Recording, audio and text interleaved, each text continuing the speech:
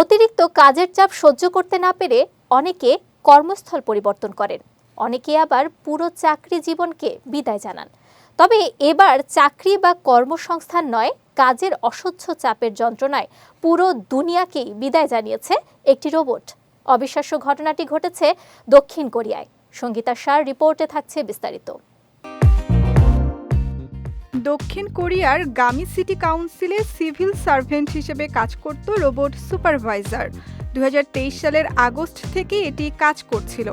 অফিসের নথি সরবরাহ, দায়িত্বপ্রাপ্তদের মাঝে তথ্য প্রদান এবং প্রচারণায় অংশ নেওয়ার মতো দৈনন্দিন কাজগুলোতে অংশ নিত এটি। সকাল 9টা থেকে সন্ধ্যা 6টা পর্যন্ত টানা কাজ করত রোবটটি। এমনকি একজন মানুষ কর্মচারীর মতো এটিকে নিজস্ব নাগরিক সেবা কর্মকর্তার পরিচয়পত্র দেয়া হয়েছিল। অন্য রোবটগুলো যে কোনো এক তলায় কাজ করলেও এই রোবট নিজে লিফটের মাধ্যমে বিভিন্ন তলায় গিয়ে কাজ করতে সক্ষম ছিল। তবে রোবট সুপারভাইজার নামক ওই যন্ত্র মানবকে গত 4 জুলাই কাউন্সিল বিল্ডিংয়ের সিঁড়ির মাঝে অকেজো অবস্থায় পাওয়া যায়। এভাবে রোবটটি অকেজো হয়ে যাওয়ার কোনো কারণ এখনও খুঁজে পায়নি কর্তৃপক্ষ।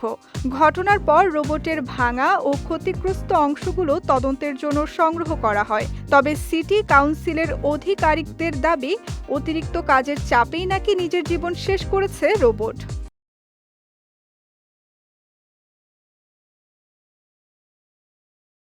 এদিকে এভাবে রোবট অকেজো হয়ে যাওয়ায় সামাজিক যোগাযোগ মাধ্যমে মিশ্র প্রতিক্রিয়া শুরু হয়েছে।